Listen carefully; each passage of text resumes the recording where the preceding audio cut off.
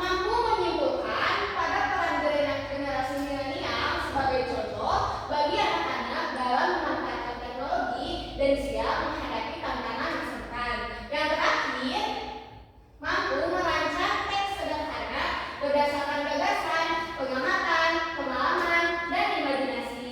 Oke, sebelum kita mulai pada aktivitas, kita tepuk dulu yuk. Tepuk wow ya. Kalau kata ibu, tepuk wow, tepuk wow. Wow, gitu aja ya. Oke, 1, 2, 3, tepuk wow. Wow. Sekali lagi keras, tepuk wow.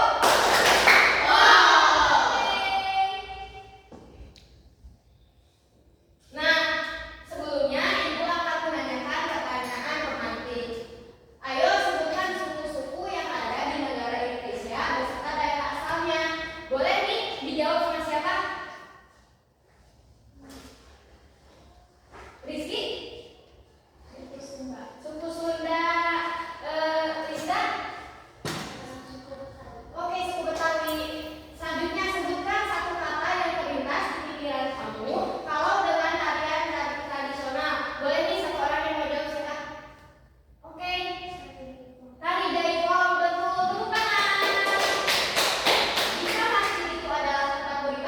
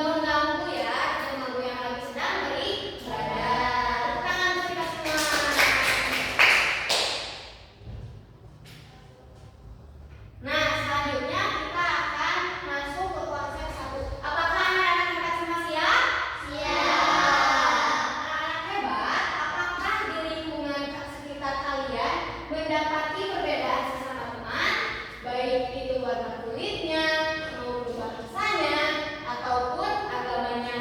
Siapa nih di sini kira-kira? Lisa, ada nggak temennya yang berbeda warna atau berbeda ras atau berbeda suku atau agamanya? Ada temanmu beragama apa? Kristen. Selanjutnya, ibu mau bertanya ke Saiful nih. Saiful punya teman yang berbeda juga? Punya apa perbedaan temanmu? Apa perbedaan antara kamu dan temanmu? Agama apa yang dimiliki temanmu? Oh, Kristen. Ternyata di lingkungan kita ini kita memiliki perbedaan ya. Dan kesamaannya seperti apa sih kalau kesamaannya? Sama-sama beragama Islam. Sebelumnya ibu mau bertanya nih kepada anak-anak kita semua, kalian beragama apa? Islam. Nah, berarti di ruangan ini kalian memiliki kesamaan. Apa itu kesamaannya? Beragama Islam. Oke, tepuk tangan. Baik sekali anak-anak semua. Nah, kita pada kesempatan ini kita akan mengadakan turnamen game. Sebelumnya, ibu akan membagi kalian menjadi dua kelompok. Namun sepertinya ibu sudah melihat bahwa tempat duduk kalian sudah berkelompok ya. Di sini 3 orang dan di sana 3 orang. Oke, maka dari itu ibu akan menyebut kelompok perempuan itu sebagai kelompok A.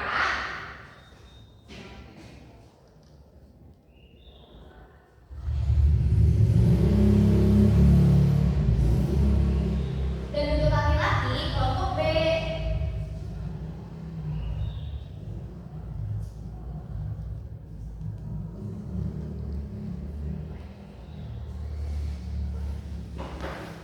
Oke, sebelumnya ibu akan menjelaskan terlebih dahulu cara bermainnya.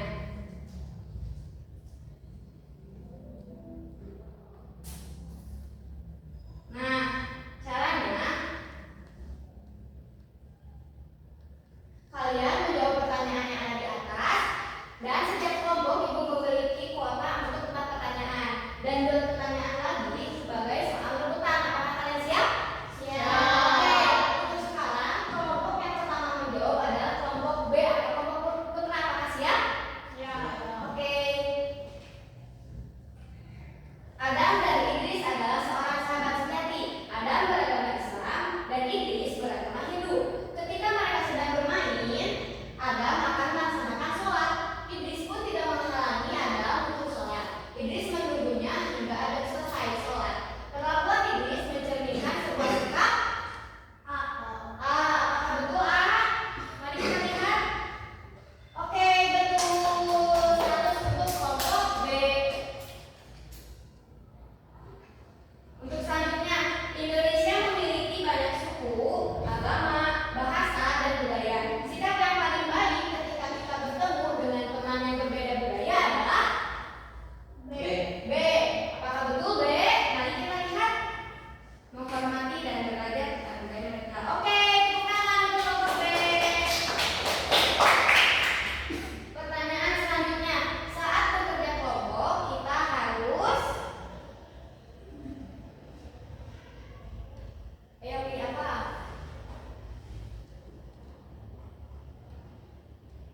B. B. Kita lihat. Saling menghormati dan berbagi tugas. Oke, tepuk tangan untuk kelompok B.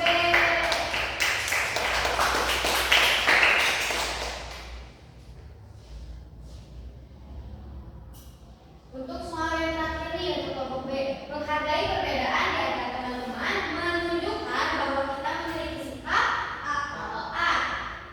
Mari kita lihat.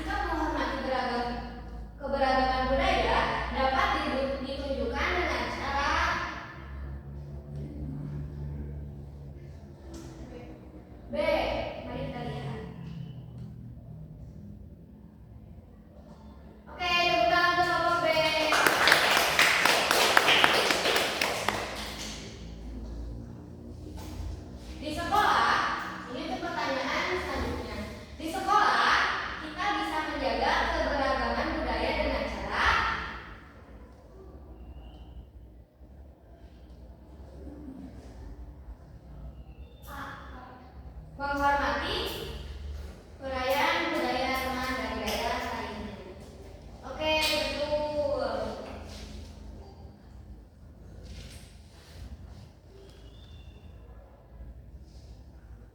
Satu lagi, agama yang melaksanakan ibadah di masjid adalah agama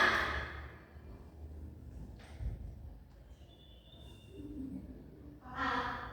Islam. Oke, apakah jawaban betul?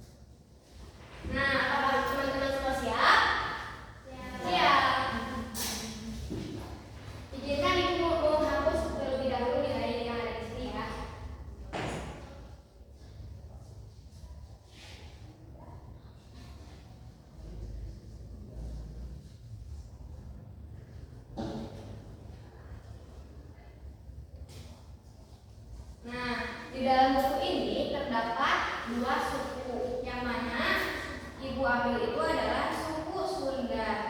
Di dalam suku Sunda ini memiliki ragam budaya yang sangat banyak.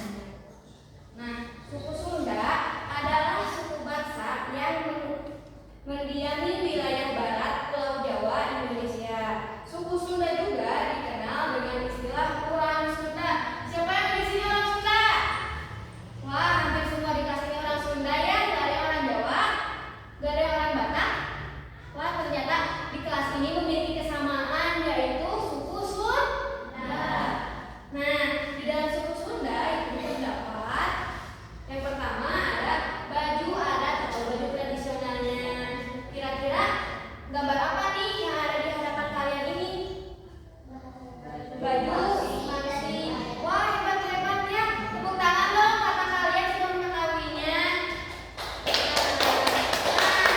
Untuk yang kedua ini adalah baju mansi, merupakan baju adat putra Sunda yang berwarna hitam dan biasanya suka memakai ikat kepala. Di atasnya ada namanya belangko atau apa itu?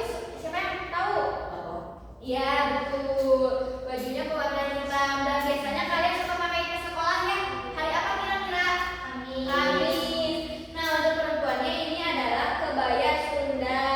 Siapa yang di sini yang kalau sekolah suka pakai kebaya Sunda? Ada yang suka pakai kebaya Sunda atau baju seperti kayak batik gitu di sekolah? Suka. Nah, selanjutnya ini ada rumah adatnya.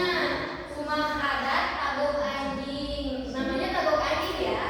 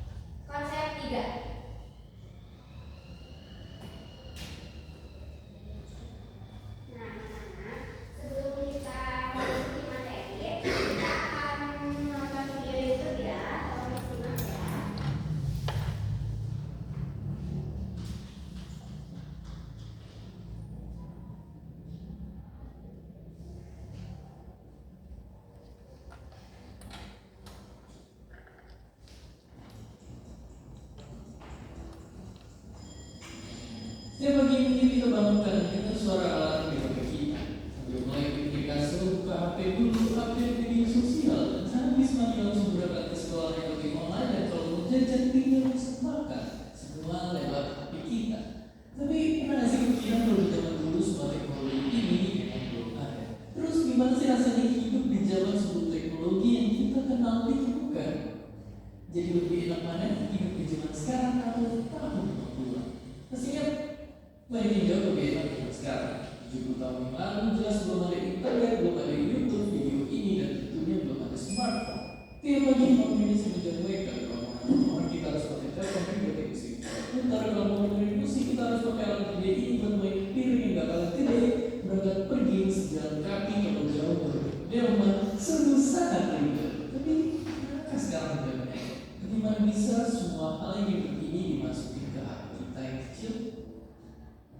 Jadi ceritanya ada revolusi yang dipimpin sama teknologi digital. Sebelum revolusi ini, penyimpanan data masih berbentuk analog atau bahkan manual. Buat ngirimnya juga belum canggih banget. Tapi dengan teknologi digital ini pastinya semuanya jadi lebih cepat dan praktis. Tapi bayangin dulu kita nyimpen data-data masih di kertas, dan satu CD bisa nyimpen data sampai dengan 19 meter permukaan kertas.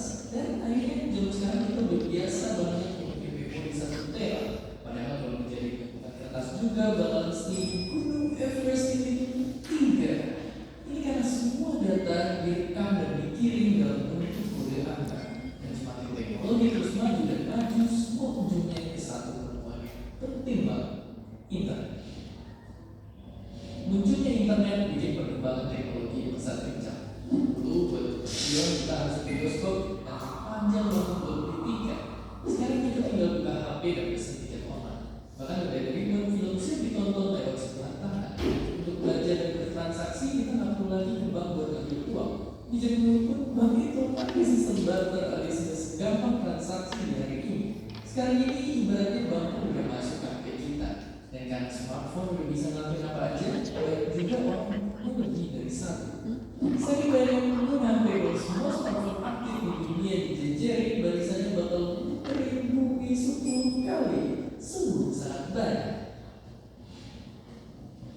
Jadi kalau di sisi teknologi emang zaman sekarang telah. Yang dulu perlu banyak tempat penyimpanan harus kesana kemari atau harus menunggu lama, sekarang ada semua di HP kita. Asal jangan sampai kecanduan stalking, sosial media mantan, dan seperti biasa. Terima kasih. Terima kasih udah nonton Kok Bisa. Mudah-mudahan lagi Kok Bisa aja di kolom komentar di bawah. Nah, setelah kita menonton video itu tadi tentang teknologinya yang benar, nah kita akan membagi kelompok ya. Tapi karena kalian di sini sudah berkelompok, maka